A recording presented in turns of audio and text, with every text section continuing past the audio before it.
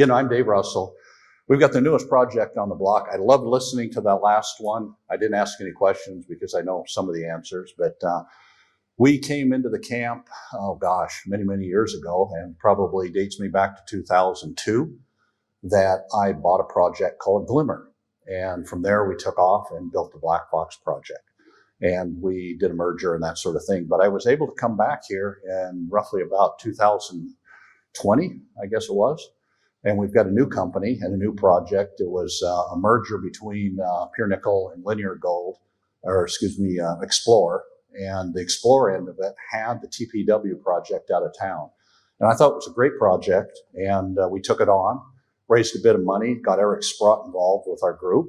And we did roughly about 50,000 meters of drilling to add to the other 325 core holes that was already 150,000 meters. They had hit the Holy Grail, and they really didn't key in on what they could do with it. But we knew how to handle it.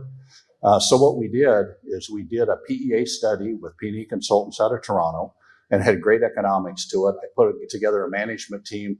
Most of the management team was came from the Black Fox project originally, the manager, some of the geologists on it, and the chief operating officer, Tim Smith, who was a Canadian that has a great background in the technical end of it, and metallurgy and that sort of thing. But anyway, we amassed about a 6,000 hectare land position. We increased it to about 10,000 hectares. But quickly, I'll mention our partners, First Nation, Flying Post, Matagami, and have good relationships with them, and we'll be talking to them about an exploration underground development project in the future here. Our key shareholder is Eric Sprott. CCM Capital out of Germany is also there. They were actually on the Explorer side early on. So anyway, that's just a snapshot of a brand new company, brand new project that'll be taking it underground. Now, when you look at the map of it, obviously look at the left side, you'll see the Timmins West project. We abut them. We picked up the Explorer side of the project, TPW, and then added to that two other projects, which added up to about 10,000 hectares here. And obviously you've got the Hollinger, and then you've got the Bell Creek, and that'll come into play later when we talk about milling. And then the far end, close to my heart, was the Black Fox project. Okay, when we blow it up, you can see the arrow. And what it points to is the yellow area. This is the area where there was over 350 core holes that we added another couple hundred core holes to that. So I believe we're at 525 with our geotechnical holes now. And then you see the whole areas in blue and then some dark blue. The darker blue is patent claims that we bought primarily from the Dwyer family. They ran the bus company and the cab company, and their father had picked up this property back in the early 1900s, and they held on to it till about 2 years ago when I bought it from them. But anyway, we've got roughly about 1.56 million ounces so far. We're probably only about 8% drilled on this property. So we're talking big elephant country here. And then we've got the Ogden property and the Price property that we have not explored, and we'll get to that in a couple years. Now, when you go out of town here, just go past Horton's, grab a coffee, drive about 13 clicks. On the left side, you'll see the Galleon Gold sign, and that's where our current entrance is. We'll be moving it down just a little bit further, and I'll show you where that'll be. But what we did is said, okay, how do we advance this project quickly to a development stage so we can do pre-feasibility to feasibility work on it? We had P&E Consultants do the modeling. We ended up with over 15 million tons, roughly about 1.56 million ounces. But you can use the various cutoffs, and obviously we're going to raise the cutoff as we take this underground. But there's a lot of gold there, a lot of economic gold, and we'll be proving that out with an underground development system shortly. But when they turned the PEA out, we ended up with great economics at $1,700 gold, not where it is now at $1,960 today. We used it at $1,700, and we ended up with a 378 NPV, a million, a 33% return on your money, and about a 3-year payback on that. Obviously, use a higher gold price, it'll be a quicker payoff. Now, it shows an 11-year plan. Now, why would you do a PEA on a study like this? What I needed to have is in my hand a document to say, yes, you have economics. Why should you take this project forward? And to work with the ministry so we can get permits to take the project underground. Now, will this just be an underground mine? No, it'll be an underground mine, probably a fairly large one, like the other mines in the camp here, but there'll be an open pit eventually someday but we weren't ready for an open pit.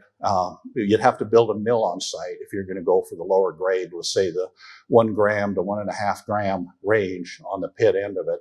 And what would you build? Well, we don't know that yet because we've probably got about 2 years of drilling on the surface left to go just to lay out the pit. And then you've got to build the mill, you've got to have the tailings ponds, the waste dumps.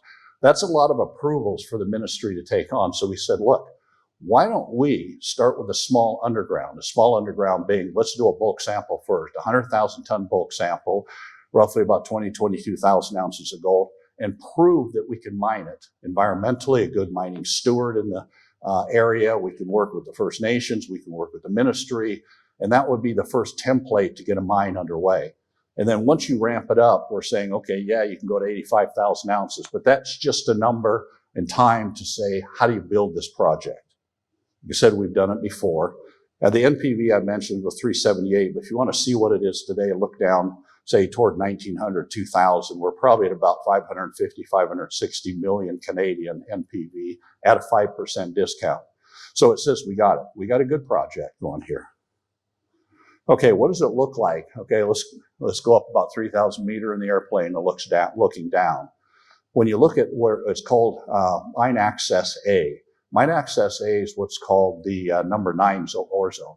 We found that ore zone roughly in about 2021, and I never tell everybody I find the gold. I'm a mining engineer. I just take what they drill, what they model, and they say, how do you mine it? Okay, what I said is I looked at it, and they said, well, you know, if you drill through one of your zones here, called the West Zone, we can probably hit what we think we have in the geophysics, and we have a down deep hit called where you look at the secondary B, and that's called the West Deep. We think it comes all the way to the surface. The West Deep was probably about 750 to 900 meters in depth. And if we project it up, we should hit the surface right under the glacial alluvium. First hole hit it, and it was roughly about 12 meters wide, and it's about 15 gram gold. And we said, wow, we got it. We got a new zone here.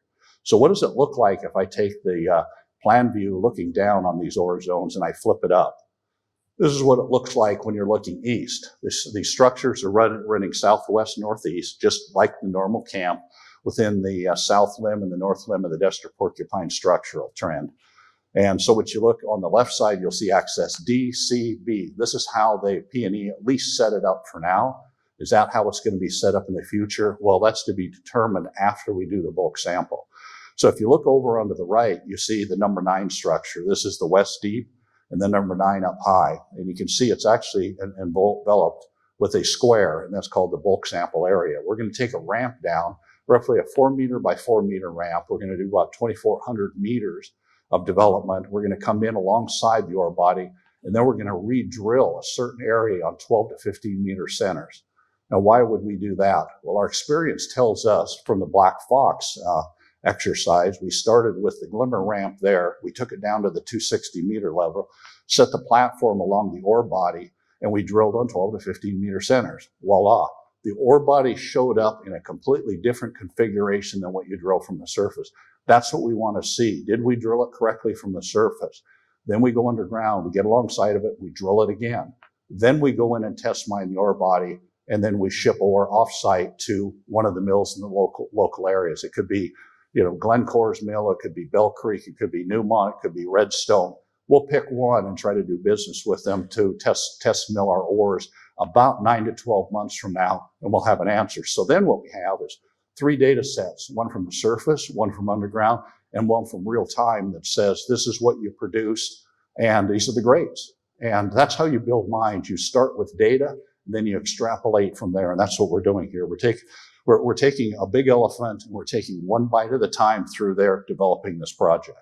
So anyway, we've got a good place, to add ounces of gold to prove that we can mine here.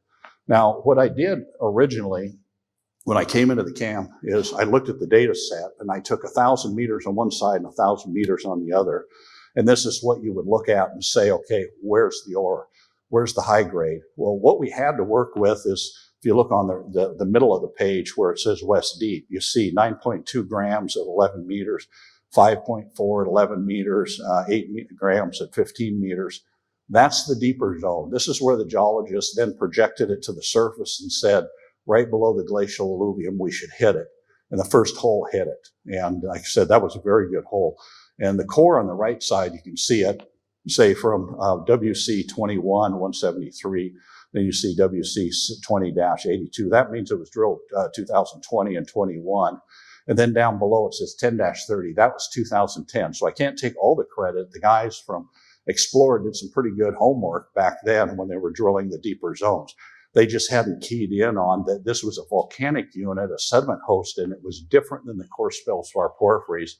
And that's why we were able to hit it up high and come up successful. And again, what we hit was, say, 7 grams of 9.7 meters, 7.44 grams at 10.7, 8.6 at 10 meters, 9.4 at 10 meters, and so on. So what we said is we have good continuity on this structure, and it ties in with down below. But in between the number 9 and what we call the West Deep, we've got about 500 meters to drill.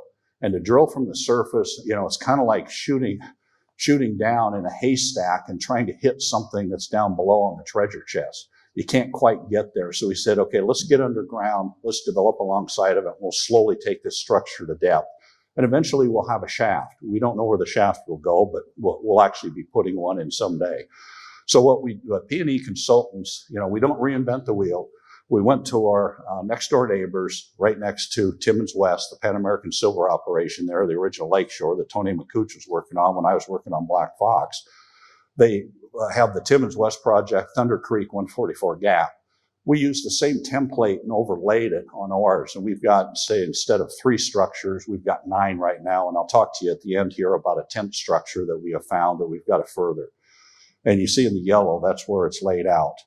Now, we've done our homework 2.5 years ago. We started with the going to lease, I call it, process with the ministry.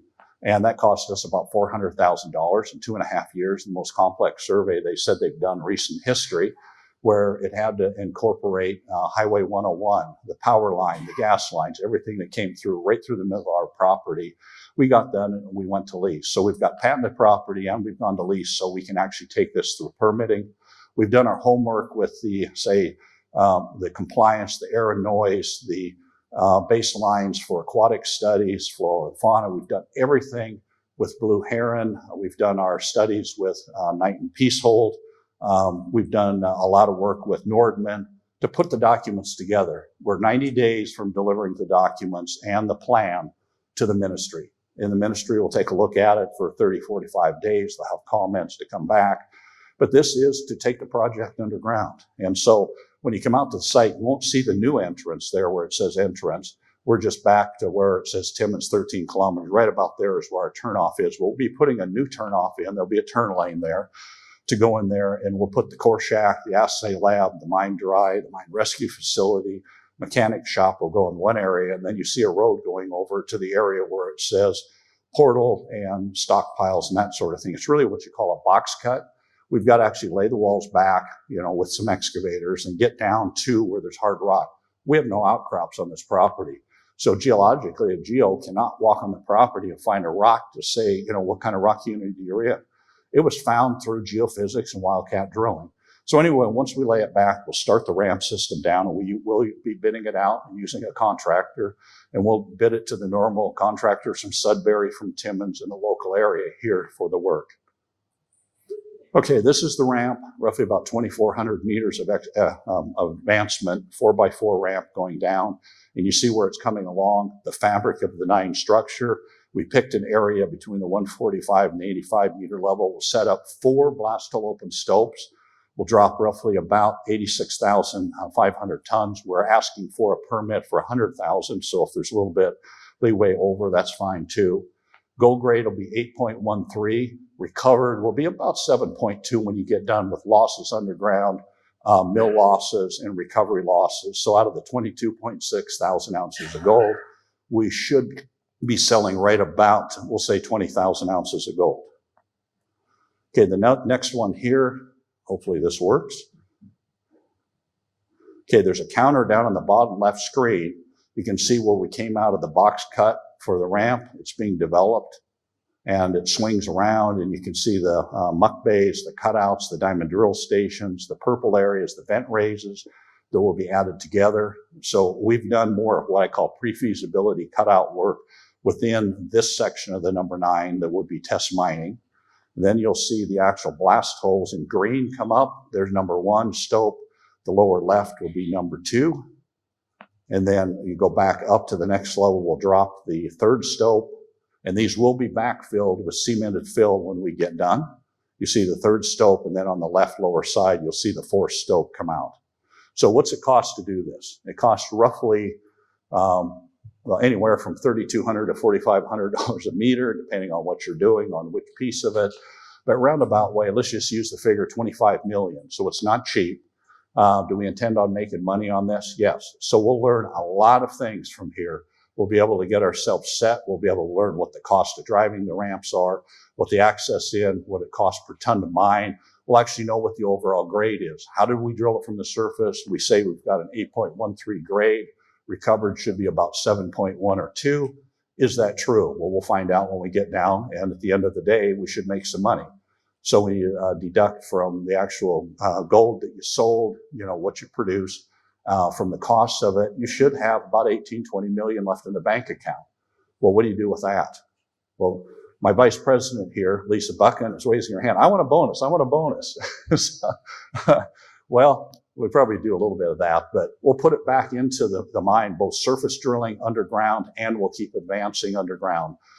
If it works out right, then we'll be back at the ministry saying, we'd like to amend the permit. We'd like to advance to the next stope, say within the quartz feldspar porphyry, and develop in those areas here. So essentially, when we get done, we should have what's called a pre-feasibility study as built. So we've got several stopes underground as I envision it, where we've actually tested the area, drilled the area, we've gone on with the project. But the timeline, where are we? By August to September, the ministry should have the document in hand. They should be reviewing it, commenting back. We would hopefully like to see permits by November, December in our hand, so we can end the year saying, okay, we're grubbing the ground, we're cutting the trees, we're getting the box cut ready to go, and sometime around February or March, we'll actually be driving that ramp. So the ramp driving is roughly about a full 9-month period. So in the 4th quarter of 2024, we should be shipping ore to a custom mill. So that's a little bit aggressive, I guess, probably on a timeline, but I think it's realistic for what we can achieve around here from past history and the people we're working with. Okay, what do we have into the future? Well, this is the number 9 structure you see on the left side here, pointing to it. And then let's look at the south zone. Okay, the south zone's not in a PEA study. This is a new find. The last drill program, we started tagging into another set of structures, and they're sediment hosted in the volcanics also. So again, we have quartz feldspar porphyries on our north side. We've got the sediment unit number 9, and then we've got new units showing up. So we're in elephant country. We keep drilling. We'll keep finding gold. Again, we're about 9% drilled on this property. So, some companies, I have to hand it to them, they drill for many, many years. But we're doing a kind of a combination. We're drilling, developing, engineering, permitting, doing everything together to come together, say, in 2025 or 26, we present the ministry with a full mining complex that'll last for maybe 50 or 100 years.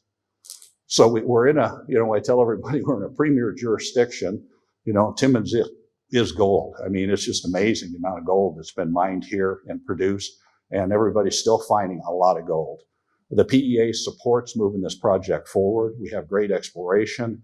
The permitting baseline that we started 2.5 years ago, thanks to Ryan Lougheed, our general manager, that was formerly at Black Fox on here. He's guiding us completely in what to do. He's an environmental engineer from his first degree when he got out of college. And we've got a full management team that knows how to do this. So with that, I won't dwell on it other than we've got a great project. I think we're going to have great economics. Our goal is, number 1, to bring on an underground mine by 2025, 2026. But we've got to take the steps and get ourselves through pre-feasibility, feasibility with underground work. Still, we'll be drilling from the surface. We'll be drilling underground. So this project is going to require a lot of people. So I think what that says to the community of Timmins is there's going to be a jobs 13 kilometers out of town. You don't have to drive up into the bush. You do a camp job. We'll have something for you right here for the next, hopefully, 25 to 50 years and maybe on. It's going to be way beyond my lifetime. But anyway, I'm excited about this project, and that's why I came back to Timmins to do it again. So with that, I'll take any kind of questions you might have.